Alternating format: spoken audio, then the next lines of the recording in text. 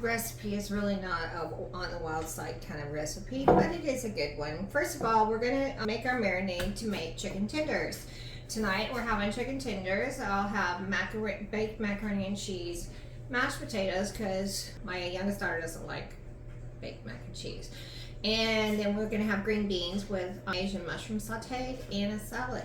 I like to marinate a little bit longer. However, you don't have to marinate this until, I say at least do it in, like when you first get home from work, and then let it sit and then start supper. It's a pretty quick supper. So first we're gonna add some buttermilk. 1 cup of buttermilk into my 2-cup measuring. This saves me from having to clean a bunch of stuff up, guys.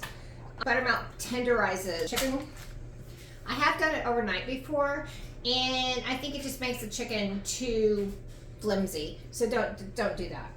Okay, to this we're gonna add a teaspoon and a half of salt, a 1/4 teaspoon of paprika. You can use smoked or regular. 2 teaspoons of sriracha. Make sure you mix it up good. So we're gonna add 2 teaspoons of sriracha. Guys, doesn't matter. Yeah, I added a little extra, but doesn't matter. And also we're gonna add 2 cloves of garlic. You can add as many or as little of that as you want of garlic. We like the flavor of fresh garlic in our food, and it adds a nice complexity to the dish. You can leave it out or put it in. It's your choice. Now we're gonna whisk that up. And this is our marinade. So now all we have to do is get our chicken. Look at how fast this is, guys. Wait till you see the whole thing when we're getting it all done. It'll be all in this one video. Okay, we have 1 chicken breast. You can use up to 2. 1's enough for our family, since I don't eat chicken.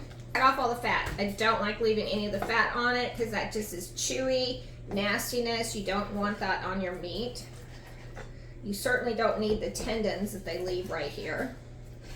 Take those out, put them to the side.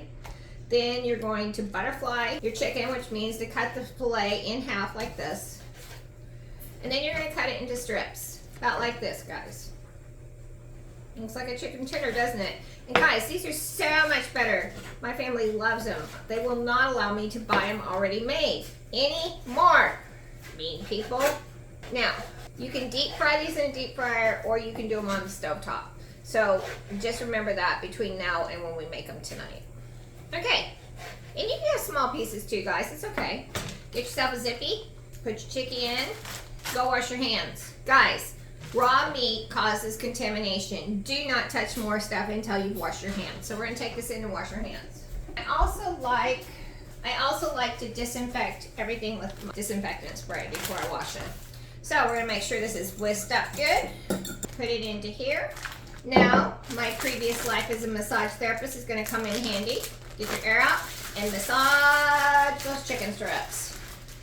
Okay guys, that's what it's gonna look. We're gonna put it in the refrigerator until we make supper tonight. See you then. Eating all day, so it can start warming up. Then I like to use a flat container. So we're gonna add 1.5 cups of flour, 1/2 cup of breadcrumbs, which I left over here, 1.5 teaspoons of baking powder. Hello, Ripper. Are you gonna say hi to everyone? This counter's too high for you to look over. My dog's down here looking at me. 3/4 teaspoon of paprika. You can use smoked or regular. I think this is smoked. 2 cloves of garlic, minced, crushed, whichever you want to call it. I've been messing around with this recipe for a while, and this is the one I've settled on, guys. And let's see, 3/4 teaspoon of black pepper. So let's get our black pepper in here. Put everything in here. Now we're going to do my least favorite part after I mix it up good. Let me use my hands, it'll do better. And my hands are gonna get gross anyway. So you just wanna make sure you mix it really good. Get everything mixed up. And the reason I'm using my hands is I wanna separate that garlic out and make sure it's all through my breadcrumbs so that it will get evenly distributed in my chicken. And normally when you're breading stuff, you have to use eggs and stuff, but with this you don't need to. What we need to do is we do it and then we let it sit on this wire rack with wax paper under it so it doesn't make a huge mess of my counter. But it needs to sit for a good 10-15 minutes before you cook it. It can sit longer, but it needs to sit at least 10 to 15. So just throw some stuff on it, lay it out there. Isn't that cute? Looks just like a chicken strip or a chicken tender or whatever they call these things. I should know what I called. I make them enough. Okay, so I'm gonna just bread all these up, and then they're just gonna sit there until I'm ready to fry them. And I usually let them just sit until the end, right before I'm giving myself enough time to fry them before we eat, so that way they're nice and hot. And I usually fry them in my electric skillet, or you can deep fry them. And I only deep fry them if I'm already heating the deep fryer up. Otherwise, I go ahead and just do them in electric skillet. Let's see here. So this is 1 chicken breast. This marinade would marinate 2 if you wanted to. And the breading would do 2 chicken breasts. So you can do 1 to 2. We only need 1 for our family, so I only do 1. They will keep for to make a lunch for the next day if you want. I have never tried freezing them, so I can't tell you if they can be frozen or not. Okay, gross. See you guys when we fry them. That application. Okay, we've heated our oil up. We're gonna go ahead and fry these guys. Put them in there. It's really not very difficult. You just want to put them in. Don't overcrowd them. Make sure that you get them in. The biggest problem I have is the fact that the house is not level. So my oil has a tendency to go to one side. You let them cook until they're golden on one side, and then you're going to turn them over. I'm putting them in a bowl, and I have a paper towel on the bottom just to get any oil that may come off of them.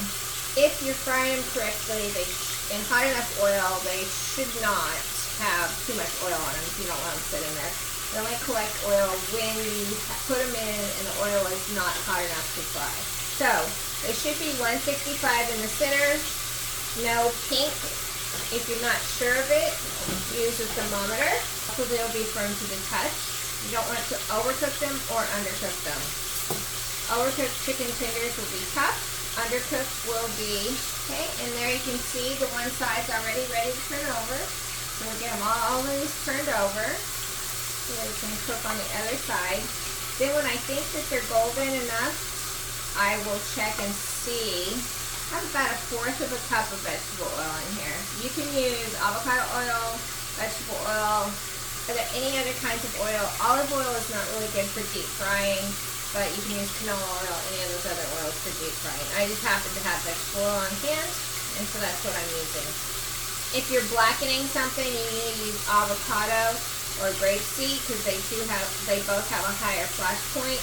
But you can also mix your vegetable oil with your grapeseed or your avocado oil, and it'll make your oil even higher flash point.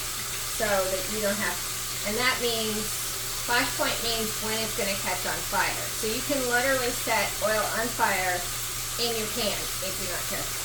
Okay, we got a little guy here that's ready. Brown on both sides, so I'm going to check his temperature. I think he's done, but I'll check his temperature just to be safe. Still going up quickly, and it is 165. So this little guy is done. We'll put him over here. So if you're not sure, that's what you can do. I'm sure this other little one is done also. I can check one of my bigger ones to see how he's doing. Make sure when you stick your thermometer in, you don't go all the way through and touch your pan, because I have my pan set to 375. That's not going to help me on my temperature of the internal chicken. And my bigger strip is only 135, so it's still not close to ready. I can add some of my other ones now. So, and since this is so thrilling and you know what to do, I am going to leave you and you'll see it when I plate it up. Thanks for joining me for one of my family's favorite dishes. It's also very southern, so thanks for joining me.